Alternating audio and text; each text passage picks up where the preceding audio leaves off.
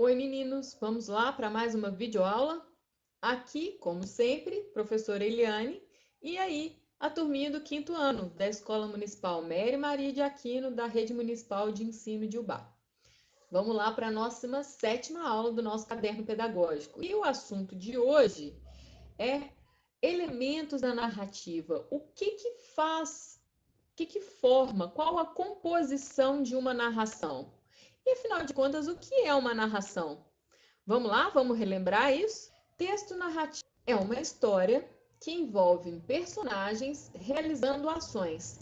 Esses personagens são só pessoas? Não, né, pessoal?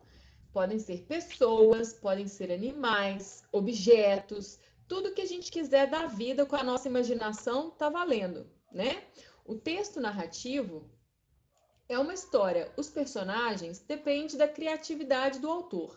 Então, não existe nada pré-estabelecido com relação aos personagens para essa narrativa, tá bom? Para o texto. E eles estão sempre em uma situação, ó, que envolve ações. Lembra que nós falamos na aula anterior que a ação, o verbo, é o núcleo de uma frase?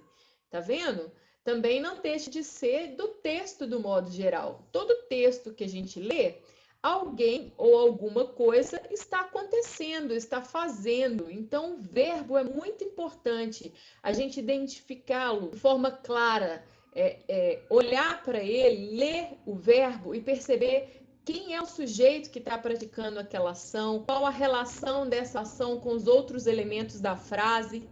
É isso que faz o texto ser construído com uma lógica de raciocínio fluente, né? Que tem uma sequência de pensamento mais clara, mais objetiva, que quem lê vai ter a informação necessária para compreender a história e o texto.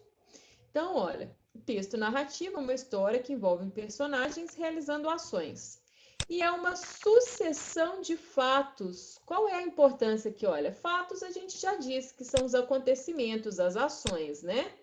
Mais importante aqui, ó, é a palavrinha sucessão.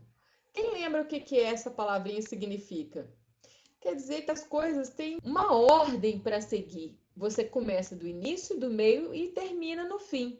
O que acontece muito é quando a gente não faz rascunho ao escrever um texto, a ideia fica só na cabeça, a gente não esquematiza nada no papel, e aí o que acontece? Na hora de escrever, a gente coloca no início informações que poderiam estar lá no meio da história, né? Então a gente precisa observar se o que a gente escreveu é princípio, meio e fim, de início, desenvolvimento e desfecho, tá? A gente às vezes quer dar uma informação no início porque veio na sua mente naquele momento e falou: nossa, isso vai ficar super legal na história.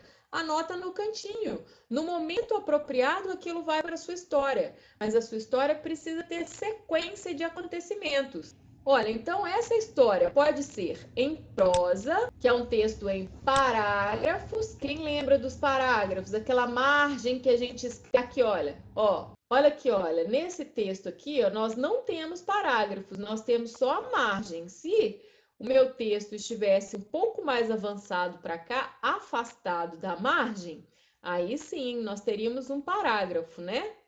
Então, vamos relembrar então o parágrafo? Seguem os limites do papel suporte. O que seria isso? Aqui nós temos a margem, né? E o parágrafo seria quando a gente começa a escrever aqui, olha. Eu sempre digo aos. Aí acabou aqui, não acabou? Tem aluno que vai escrever até aqui no meio da espiral. Se eu tenho aqui um limite para ser compreendido, eu também tenho que respeitar. E na hora de começar, eu tenho que respeitar também a margem do lado de cá. Eu não posso começar aqui, ó. Eu sempre digo aos alunos, tá certo assim? Que façam parágrafos. Parágrafo é super importante para o texto. É ele que representa a nossa tonalidade quando a gente muda de assunto. Presta atenção nisso que eu fiz aqui agora. Eu estava passando para vocês um texto no caderno e aí de repente eu virei e falei assim: parágrafo é super importante. Não foi uma outra informação? Como que eu representaria isso na escrita? Então, essas informações todas precisam estar de modo claro para que qualquer pessoa compreenda ao ver um texto. O parágrafo é exatamente isso, ele marca uma pequena mudança na forma de abordar o assunto. A aula toda é nisso. A gente precisa mudar de linha e recuar um pouquinho da margem para que todos compreendam que eu fiz uma pequena mudança do ponto de vista sobre aquele assunto, tá? Então, a acentuação, a forma com que a gente escreve, a organização das palavras no texto tem a finalidade de comunicar tudo que a gente fala, tudo que a gente pensa. Por isso que a escrita é tão importante, que a gente pega tanto no pé de vocês para escrever.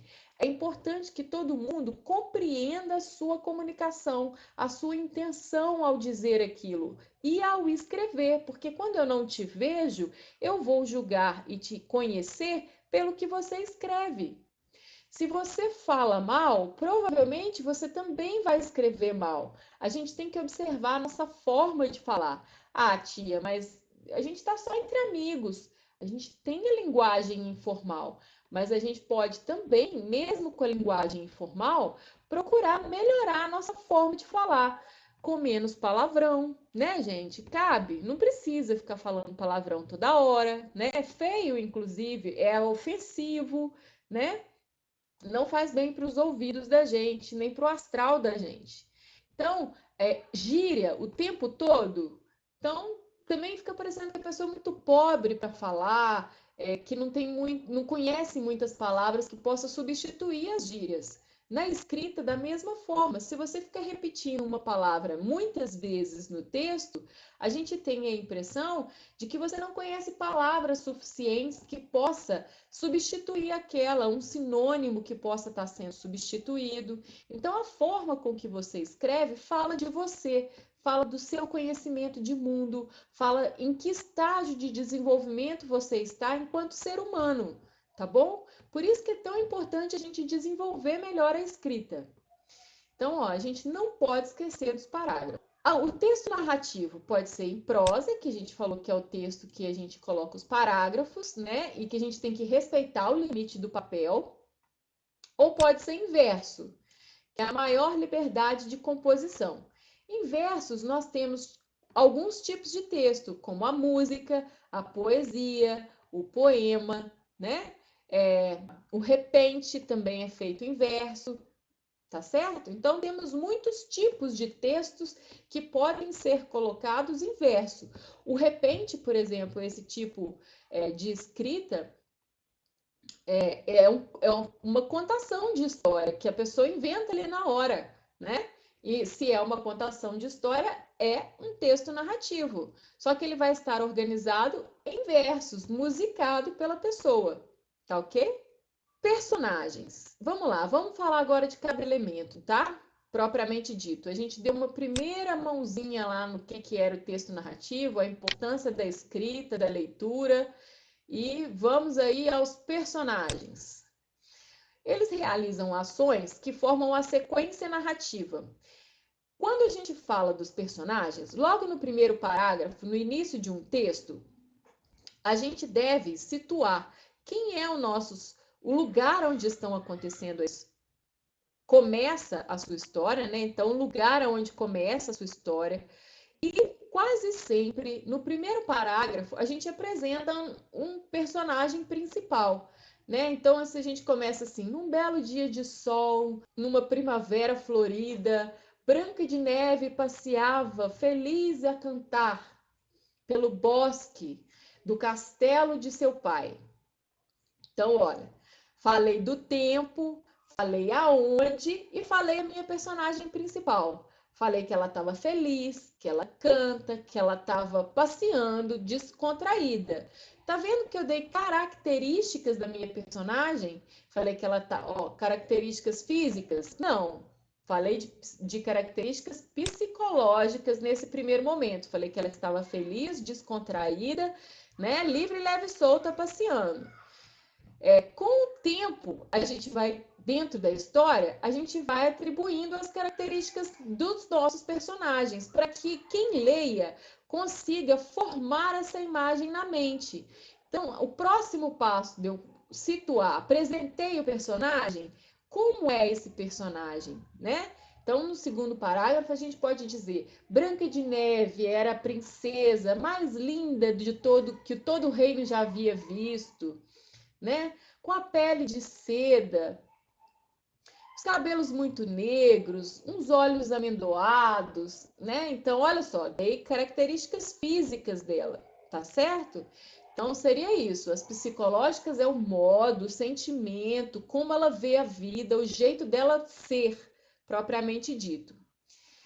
Muito bem. Então, olha, quase sempre a gente começa um texto narrativo falando dessa situação aqui, ó, situando o meu personagem principal num tempo e num espaço determinado. Próximo elemento que nós temos é o narrador. É aquele que conta a história.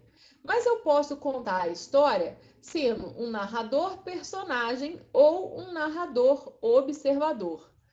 Vamos lá, o que é narrador personagem? Ó, é aquele que escreve o texto em primeira pessoa, é o ponto de vista de quem é também um personagem.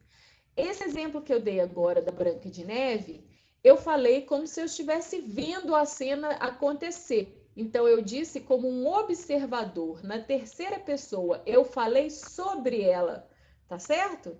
Eu contei a vocês da cena que eu vi. Olha aqui, olha. Pausa então agora para a gente lembrar isso aqui, olha. No diálogo nós temos a pessoa que fala, que é a primeira pessoa, com quem se fala, que é a segunda pessoa, no caso vocês, e de quem se fala, ou sobre quem se fala, né? Terceira pessoa. De quem nós estamos falando aqui nesse exato momento? Não é exatamente de uma pessoa, mas é de um assunto. Qual é o nosso assunto? O texto narrativo, tá certo? Então, estamos aqui, ó, batendo um papo, eu falo, você escuta, e quem é? Nós estamos falando sobre quem? Sobre o texto narrativo. Quando eu falo assim para vocês, quando eu escrevo um texto narrativo, eu procuro escrever assim, assim, assado. Então, eu estou dizendo em primeira pessoa a minha forma de escrever um texto. Mas eu não estou dizendo para vocês sobre o texto narrativo. Entende? Que eu me aproprio da situação, eu participo dela, eu exemplifico do meu ponto de vista as coisas. Quando eu estou do meu ponto de vista, do ponto de vista de um personagem, eu tenho narrador-personagem. Quando eu estou do ponto de vista de falar sobre determinado assunto ou cena, ou estivesse descrevendo a cena que acabou de acontecer, eu vou estar me tornando um narrador observador. E aí, olha, quando eu sou o observador, não cabe a palavrinha eu. A maior parte dos textos e narrativas que a gente constrói na escola, a gente tem o costume de falar eu acho, eu penso, eu vi, eu acredito. Eu quase sempre deve ser evitado na maior parte dos textos que a gente escreve. A gente precisa aprender a escrever o nosso ponto de vista sem falar que o ponto de vista é nosso. Entendeu? Por isso que é tão difícil. É uma forma de escrever em que você acaba mostrando o seu jeito de ser, porque você observa aquilo que te interessa. E pelo que te interessa, eu consigo saber os seus interesses, como você pensa a respeito. Eu vendo esse computador, eu posso estar observando a luzinha azul que está me chamando a atenção ali, em vez de estar olhando para a câmera e pensando que eu estou conversando com vocês diretamente. Então, o jeito que a gente se posta e que a gente escreve sobre uma terceira pessoa também mostra um pouco da gente, né? Claro que não é exatamente como ser o narrador personagem, mas identifica algumas características, né? Isso é inevitável. Por mais impessoal que seja o texto, a sua forma de escrever vai mostrar se você é mais crítico ou se você é mais suave na sua forma de ver o mundo. A nossa forma, não falei que toda escrita todo texto que a gente escreve fala um pouco da gente, fala um pouco do jeito que nós somos, do conhecimento que nós temos, do quanto a gente já se desenvolveu. Quando a gente lê um texto, a gente identifica características do autor, né?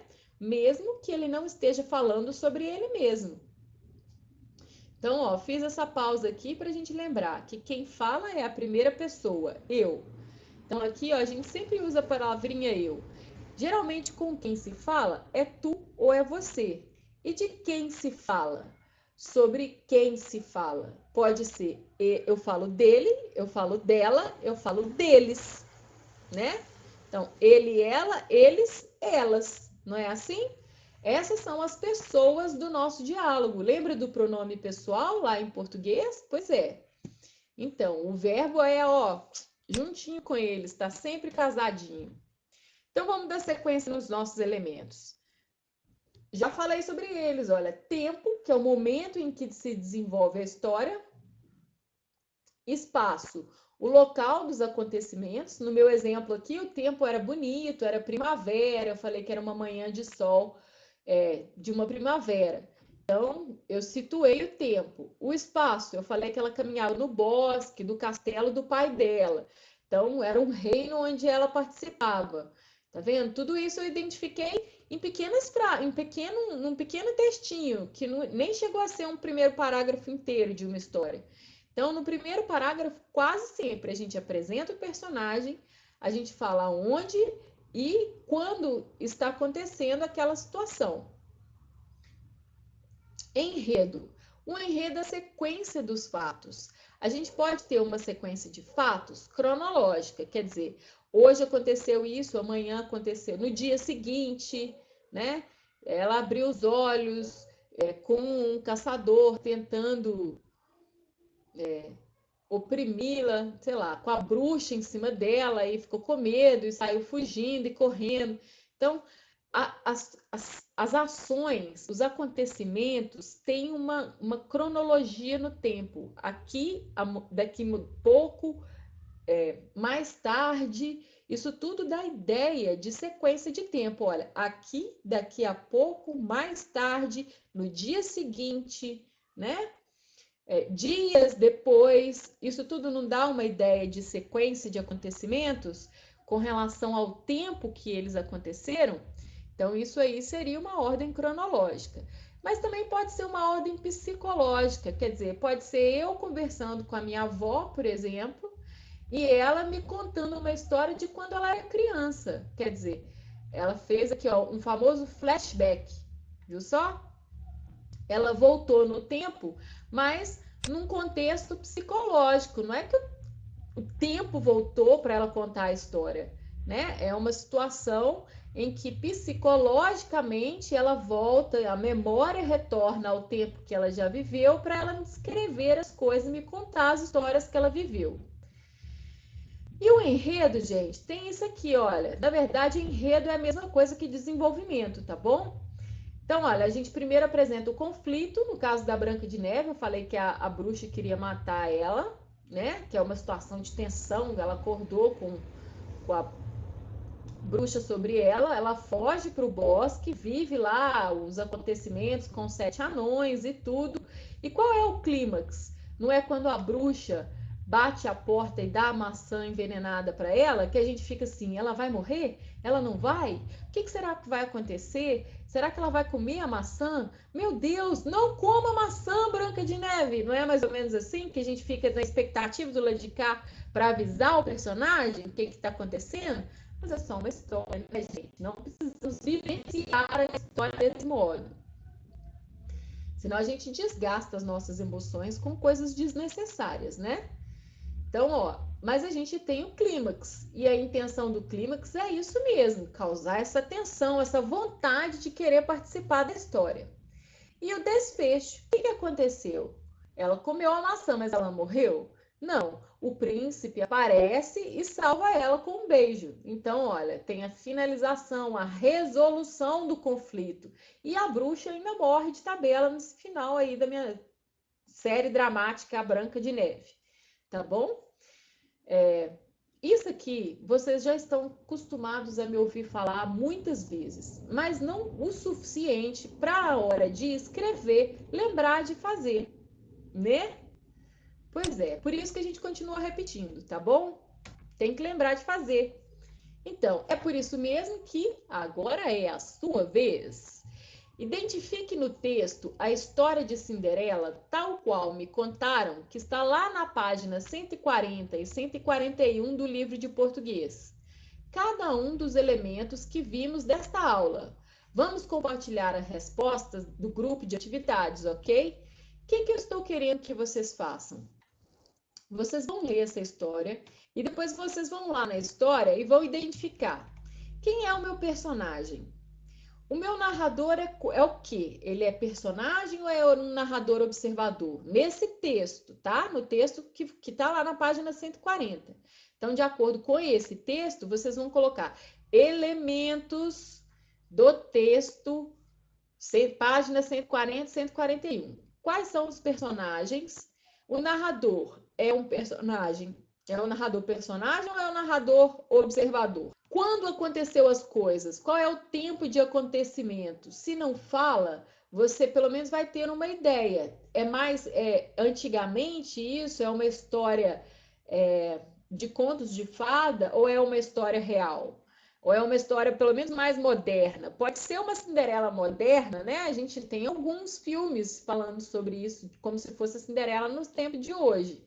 Vou deixar vocês lerem para vocês terem a impressão de vocês. Então, vocês vão pelo menos situar em presente, passado e futuro, tá?